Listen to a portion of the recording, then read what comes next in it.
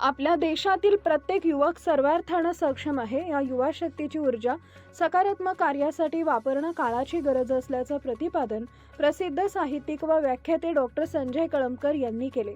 तळेगाव ढमढेरे येथील शिक्षण प्रसारक मंडळच्या साहेबराव शंकरराव ढमढेरे कला व वाणिज्य महाविद्यालयाच्या वार्षिक पारितोषिक वितरण समारंभात प्रमुख अतिथी म्हणून डॉक्टर कळमकर बोलत होते।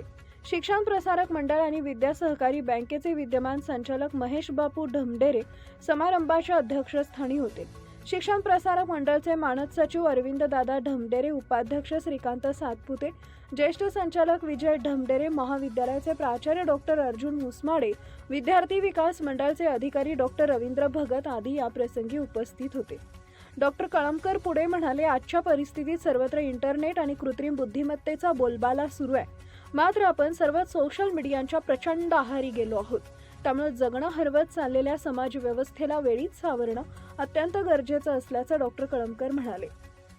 वाचन संस्कृतीचा अंगीकार करणे हे तरुणांचं प्राधान्य असायला हवे असं आग्रही मत त्यांनी यावेळी मांडले। यावेळी बोलताना शिक्षण प्रसारक मंडळाचे उपाध्यक्ष श्रीकांत सातपुते यांनी विद्यार्थ्यांना संस्कारक्षम आयुष्य जगण्याचं आवाहन केले। आई-वडील आणि गुरुजन यांचा आदर राखणारी संस्कारक्षम युवा पिढी आजच्या समाजाची गरज असल्याचं ते म्हणाले। शिक्षण प्रसारक मंडळचे मानद सचिव अरविंद दादा ढमढेरे यांनीही आपले यावेळी मनोगत व्यक्त केले। शिक्षण प्रसारक मंडळ स्थापनेचा उद्देश आणि वाटचाल त्यांनी यावेळी स्पष्ट केली।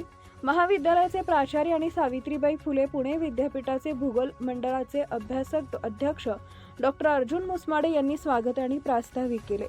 गेल्या वर्षभरात संस्था आणि महाविद्यालयाच्या शैक्षणिक प्रशासकीय वाटचालीचा विस्तृत आढावा त्यांनी घेतला।